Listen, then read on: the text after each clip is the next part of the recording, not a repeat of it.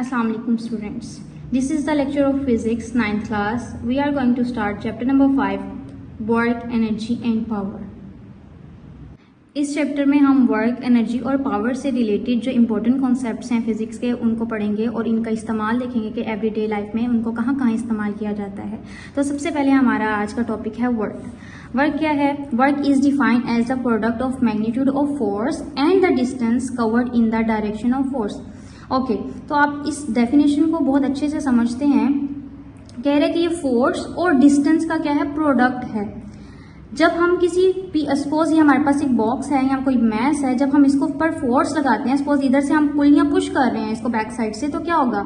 ये कोई ना कोई डिस्टेंस कवर करेगा। तो इसका मतलब ये है जब किसी भी ऑब्जेक्ट पे फोर्स लगाई जाती है तो वो क्या करता है? कुछ डिस्टेंस कवर करता है। और किस डायरेक्शन में होता है? जिस डायरेक्शन में हम कोई ना कोई फोर्स लगा रहे होते हैं। तो जी यही इस वर्क की हमारे पास डेफिनेशन है और हमारे पास इसका फॉर्मूला क्या आएगा? Work is equal to magnitude of force multiply by distance. और मैग्नीट्यूड ऑफ फोर्स को F से रिप्रेजेंट किया जाता है और डिस्टेंस को S से। अब वर्क कब नहीं हो रहा था बॉडी पे?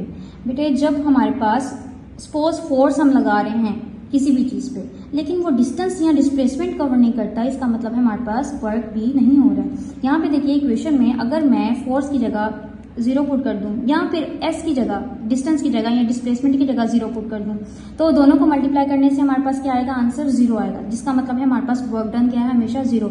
चाहे हमारे पास फोर्स 0 हो, चाहे हमारे पास डिस्प्लेसमेंट 0, दोनों कंडीशन में हमारे पास वर्क डन नहीं होगा। ओके, नाउ सपोज करते हैं कि हमारे पास जो हमारी फोर्स और डिस्प्लेसमेंट एक डायरेक्शन में नहीं है, ठीक है। हमारी फोर्स का एंगल कुछ और है और हमारा डिस्टेंस इस साइड पे कवर हो रहा है। तो इस कंडीशन में या इस केस में हम क्या करेंगे? वर्क डन कैसे फाइंड करेंगे? इसके लिए हमें क्या करना पड़ेगा? फोर्स को इसलिए परपेंडिकुलर कंपोनेंट्स में डिवाइड करना पड़ेगा। लास्ट चैप्टर में हमने देखा था, उसमें फोर्स के 2 कंपोनेंट्स होते हैं, एक साइन थीटा वाला होता है और एक होता है एफ कोस थीटा। इस कंडीशन में हम कोस का इस्तेमाल करेंगे। क्यों? क्योंकि यहाँ डायग्राम में देखिए हमारे पास क्या है? एक बेस मौजूद है और एक हमारे पास हाइपोटेन्यूस है और हमारे पास कोस थीटा का क्या फॉर्मूला था? Base over height. तो हम फोर्स का कौन सा कंपोनेंट इस्तेमाल करेंगे? फोर्स का कोस थीटा वाला। अब यहाँ पे हमने वर्क डन की पहले हमने देख ली थी मैथमेटिकल रिलेशनशिप, उसमें फोर्स का ये वाला कंपोनेंट एग्जीक्यूट कर देंगे और हमारे पास क्या बन जाएगा? Work done. वर्क डन बन जाएगा work is equal to F S cos theta. अब हमारा वर्क डन सारा किस पे बेस कर रहा है? आपके कॉस थीटा पे। अगर हम कॉस जो थीटा है वहाँ पे 0 ले लें तो हमारे पास वर्क डन क्या होगा? मैक्सिमम। और ये कौन सी कंडीशन है जिसमें हमारा वर्क डन मैक्सिमम हो जाएगा? ये वो तब होगा जब हमारे पास फोर्स और डिस्टेंस दोनों एक ही डायरेक्शन में होंगे।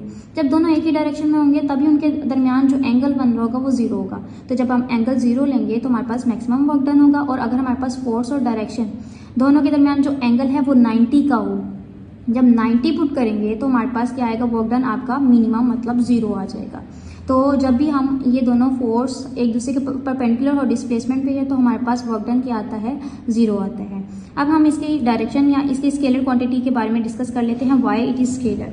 तो बेटे इसमें ये बताया गया ये जो हमारे पास पूरा पैराग्राफ है इसमें इसी चीज़ को एक्सप्लेन किया गया है कि हमारे पास जो वर्क डन है वो एक स्केलर क्वांटिटी है। क्यों?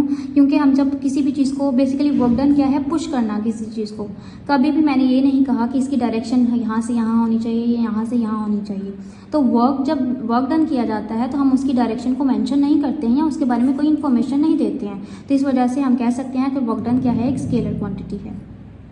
ओके, अब हम क्या करेंगे? Calculation of work done by graph. यहाँ पे ग्राफ पे देखिएगा हमने एक्स वाई प्लेन पर ग्राफ ड्रॉ कर दिया है। यहाँ पे देखें एक्स एक्सिस पे हमने डिस्टेंस लिया है और वाई एक्सिस पे फोर्स कर लेते हैं। फोर्स यहाँ तक है और उस फोर्स अप्लाई करने से हमारे पास जो डिस्टेंस कवर हो रहा है इतना है।